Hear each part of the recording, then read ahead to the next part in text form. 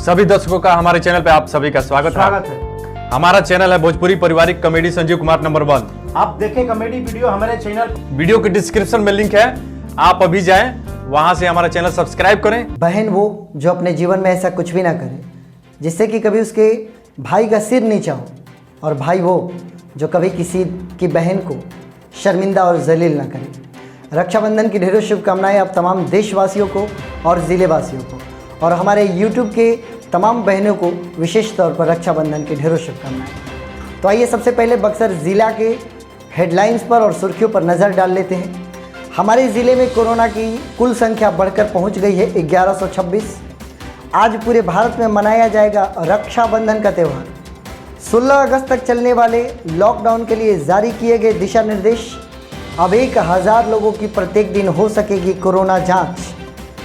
वृद्ध और गर्भवती महिलाओं के लिए कोरोना टेस्टिंग की घर पर ही व्यवस्था। मास्क न पहनने वालों से जुलाई महीने में वसूला गया 84,000 से भी अधिक रुपए। पुराना भोजपुर में बड़े पैमाने पर हो रही है कोरोना की जांच। 50 बेड का कोविड हॉस्पिटल और 100 बेड का आइसोलेशन सेंटर की हुई शुरुआत डुमरांव में। अलग अलग थाना क्षेत्रों में हुई सड़क दुर्घटनाओं में 3 युवक हुए घायल। तो आइए अब खबरों को हम पढ़ते हैं विस्तार से। तो सबसे पहले हम आपको कोरोना अपडेट बता दें, और मैं आपको ये बताना चाहूँगा कि हमारे बक्सर ज़िले में कोरोना की कुल संख्या बढ़ती हुई पहुँच गई है 1126। जब हमारे यहाँ संख्या थी 1004, फिर उसके बाद 41 लोगों की बढ़ोतरी हुई और ये संख्या 1045 पहुँची, और कल 81 लोगों की बढ़ोतरी हुई जिससे कि ये संख्या 1126 पहुँच गई है। यहाँ पर मैं आपको ये बताना चाहूँगा कि कल तक की जो रिपोर्ट जारी की गई थी डिस्ट्रिक्ट एडमिनिस्ट्रेशन के द्वारा, उसमें रिकवरी की कोई डिटेल नहीं प्रोवाइड कराई गई है, जिससे कि ये बताना अभी मुश्किल है कि इस 81 नए पॉजिटिव में कितने रिकवर्ड लोग हैं, इसका पता नहीं चल सका है। तो अभी हमारे देश में और हमारे बक्सर ज़िले में कोरोना का लगातार संक्रमण बढ़ा हुआ है, बड़ी तेज़ी से चल रहा है, और इसका मुख्य कारण ये है कि हमारे बक्सर ज़िले में बहुत तेज़ी से कोरोना की जांच भी कराई जा रही है, जिससे कि बड़े पैमाने पर हमारे यहाँ कोरोना के नए नए पेशेंट्स निकल कर सामने आ रहे हैं। अतः आप सभी ज़िलेवासियों से हमारा ये अनुरोध होगा कि ये विकट दौर है, काफ़ी मुश्किल हालात है, आप इस मुश्किल हालात में अपने आप को बचा कर रखें। आज 3 अगस्त है और आप सभी को मालूम है कि आज रक्षाबंधन है, और आज पूरे भारत में या यूँ कहें तो पूरे विश्व में रक्षाबंधन को मानने वाले लोग बड़े हर्ष और उल्लास के साथ इस रक्षाबंधन के त्यौहार को मनाएंगे। आज भाई बहनों के मोहब्बत की मिसाल दी जाती है। आज बहन हर भाई के कलाई पर रक्षा सूत्र बांधकर अपने बहन से ताउम्र रक्षा का वचन लेती है। यह निश्चित तौर पर एक ऐसा पर्व है जो वास्तविकता में हमारे समाज में जो भी कुकृत्य होते हैं, खास तौर से महिलाओं, स्त्रियों और लड़कियों पर, उस कुकृत्य को दूर करने का एक बड़ा काम रक्षाबंधन करता है, क्योंकि एक ऐसा रिश्ता स्थापित करता है ये रक्षाबंधन, जिससे कि ये पता चलता है कि एक लड़का और एक लड़की के बीच में जो सबसे महत्वपूर्ण बंधन जो तैयार होता है वो इस रक्षा सूत्र के माध्यम से तैयार होता है, जब एक भाई अपने बहन को ज़िंदगी भर उसकी रक्षा करने की शपथ लेता है। लेकिन ये कोरोना काल चल रहा है और रक्षाबंधन भी मनाना है, तो यदि आप भाई बहन घर पर ही उपस्थित हो तब तो रक्षा सूत्र आप अवश्य बंधवाएं। लेकिन अगर आप बहुत दूर हैं तो इस कोरोना काल में ट्रैवल करके आप अपने भाई तक न पहुँचे या भाई अपने बहन तक न पहुँचे, क्योंकि ये कोरोना काल है, बड़ा मुश्किल है। 1 वर्ष अगर थोड़ी सी दुख के साथ भी अगर झेल लिया जाए और वर्चुअली राखी सेलिब्रेट कर लिया जाए, दूर से ही जैसे भी हो सके अगर राखी को आप सेलिब्रेट कर लो, दिल से इमेजिन करके अगर रक्षा सूत्र को बांध दिया जाए तो ज़्यादा अभी के समय में अच्छा होगा, क्योंकि कोरोना काल चल रहा है। दूर जाना, ट्रैवल करना, लोगों से मुलाकात करना, ये खतरा हो सकता है। तो ये पहला ऐसा रक्षाबंधन है हम सभी के जीवन का जब दूर की बहनें आज अपने भाइयों के कलाई पर राखी नहीं बांध सकेंगी, लेकिन हृदय से आप भाई बहन एक दूसरे के साथ रहें और अपने घर पे ही रहकर रक्षाबंधन के इस त्यौहार को सेलिब्रेट करें। खबरों को आगे बढ़ाते हैं। आपको पता है कि 16 अगस्त तक हमारे यहाँ लॉकडाउन एक्सटेंड किया जा चुका है। तो इस एक्सटेंडेड लॉकडाउन में हमारे बक्सर के ज़िलाधिकारी ने कुछ नियम, कायदे, कानून लागू किए हैं, जिसको फॉलो करना हम सभी बक्सर ज़िलेवासियों की ज़रूरत है। कुछ ऐसी बातें बताई गई है जिससे कि लोगों को सुकून और राहत मिलेगी, जैसे कि दिए गए नए आदेश के अनुसार जो भी गाड़ियों के शोरूम्स हैं, जो भी गैराज हैं, उनको खोलने का आदेश है। लेकिन अगर आप खोलें तो ये आप याद रखें कि सरकार के द्वारा जो मानक प्रोवाइड कराए गए हैं, आपको उन मानकों का पालन करना होगा। मास्क, सैनिटाइज़र, हैंड्स में ग्लव्स इत्यादि का यूज़ आपको अवश्य करना होगा, जिससे कि आपके शोरूम पर या गैराज पर कोई संक्रमण न फैले। ग्राहक भी आए तो आप वही मानकों का पालन उनसे भी कराएं जिन मानकों का पालन आप अपने शोरूम पर कर रहे हैं। इसके अतिरिक्त जो रेस्टोरेंट्स हैं, जो मिठाई की दुकानें हैं, वो खुल तो सकेंगी, लेकिन वहाँ पर बैठकर खाया नहीं जा सकता है।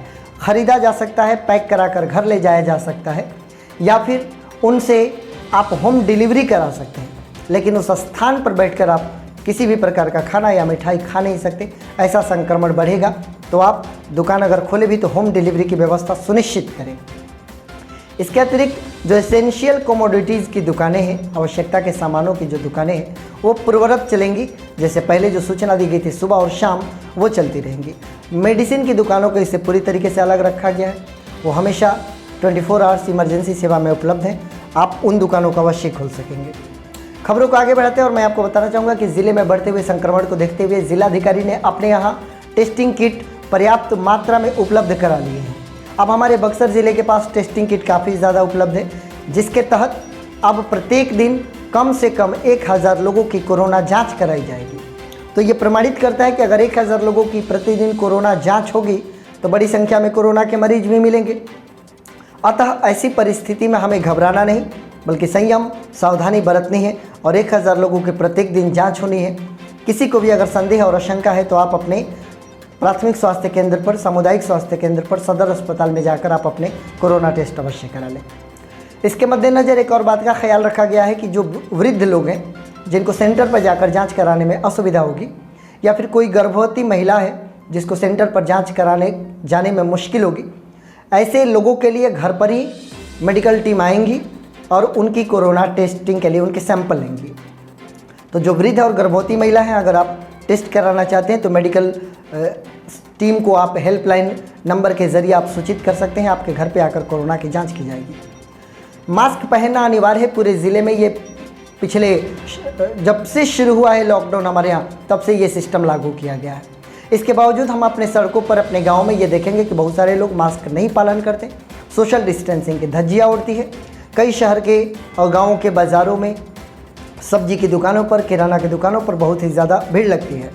तो हम आपको बताएं कि मास्क न पहनने वालों के लिए जुर्माना एक सुनिश्चित किया गया और जिलाधिकारी ने, जिला प्रशासन ने जो रिपोर्ट जारी किए हैं वो ये बता रहा है कि इस जुलाई महीने में 84,000 से भी अधिक रुपयों की वसूली की गई है ऐसे लोगों से जिन लोगों ने मास्क नहीं पहना था।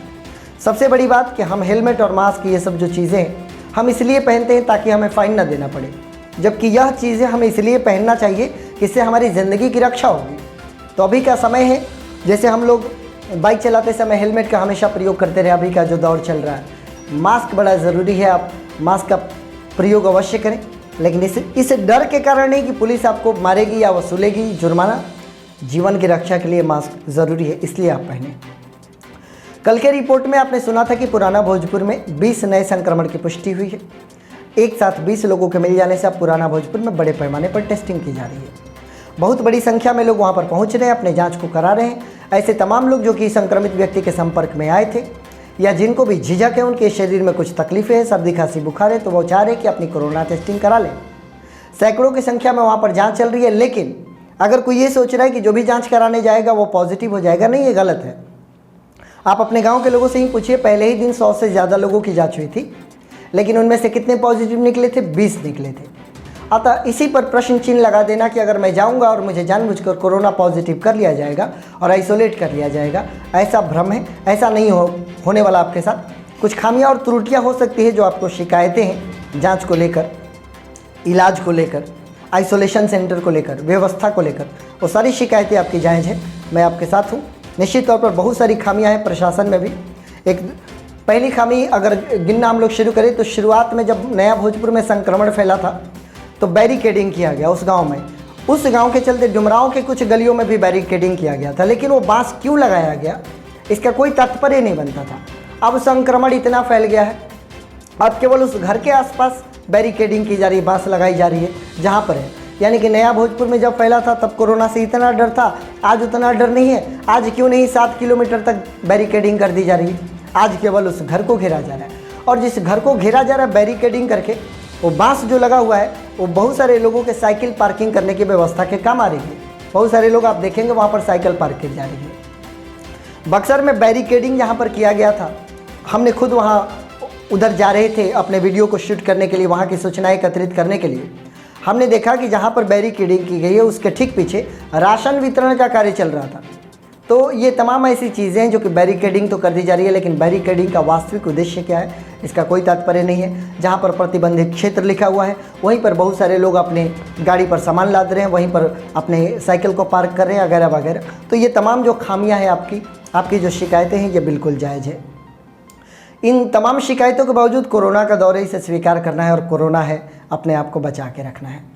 खबरों को आगे बढ़ाएंगे। मैं आपको बताना चाहूँगा कि 50 बेड का कोविड हॉस्पिटल और 100 बेड का आइसोलेशन सेंटर हमारे डुमरांव में शुरू हो चुका है।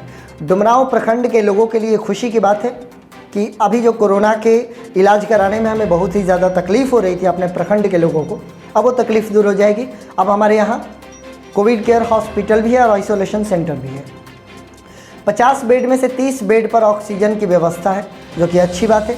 इसके अलावा वेंटिलेटर का इंस्टॉलेशन भी कराया जा रहा है कि इमरजेंसी में जिस व्यक्ति को बहुत ज़्यादा तकलीफ होगी उसको वेंटिलेटर की सुविधा दी जा सके। ऐसा कहा जा रहा है बक्सर जिलाधिकारी के द्वारा कि आवश्यकता पड़ने पर 50 बेड का एक और हॉस्पिटल डुमरांव में तैयार किया जाएगा। दुखद खबर आ रही है कि 2 अलग अलग थाना क्षेत्रों में सड़क दुर्घटना हुई है बाइक सवारों की, जिसमें 3 युवक घायल हुए हैं। पहली सड़क दुर्घटना बक्सर के बाईपास रोड में हुई है।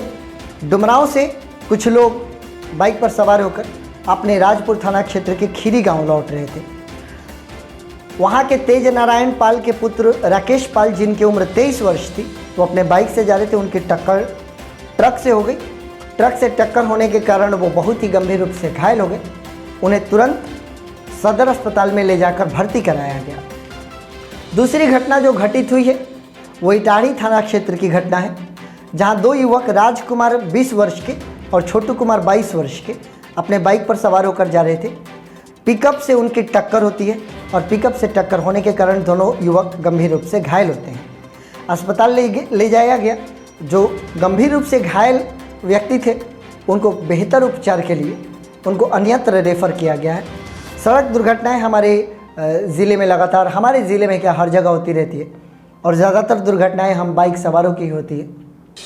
ये प्रमाणित करता है कि हमें बाइक ले जाते समय और बाइक को चलाते समय अपने बाइक को बाइक के स्वरूप में ही रखना होता है, हेलीकॉप्टर के स्वरूप में नहीं ढालना होता है।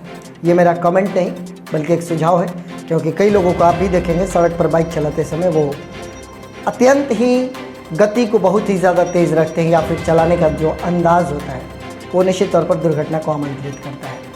ये हमारे बक्सर ज़िले का अपडेट है। आपने जाना, हमने आपको बताया, आप हमारे साथ हैं, हम आपके साथ हैं। ये संगत हमारा लगातार बना रहे, हम आपके पास अपडेट पहुंचाते रहें। लेकिन इस कोरोना काल में मैं ये चाहूँगा कि मैं भी सुरक्षित रहूँ, आप भी सुरक्षित रहें। आपके स्वास्थ्य की, कुशलता की और कोरोना से बचाव की हम कामना करते हैं। आप हमारे साथ बने हुए हैं। रक्षाबंधन मनाते रहिएगा, फिर हमारी मुलाकात हमेशा होती रहेगी। लेकिन रक्षाबंधन के इस अवसर पर भी आप अपने आप को पूरी सावधानी में रखिएगा और कहीं पर बाहर जाने से बचिएगा। आप सुरक्षित रहें। हमारे साथ बने रहने के लिए आप सभी का बहुत बहुत धन्यवाद।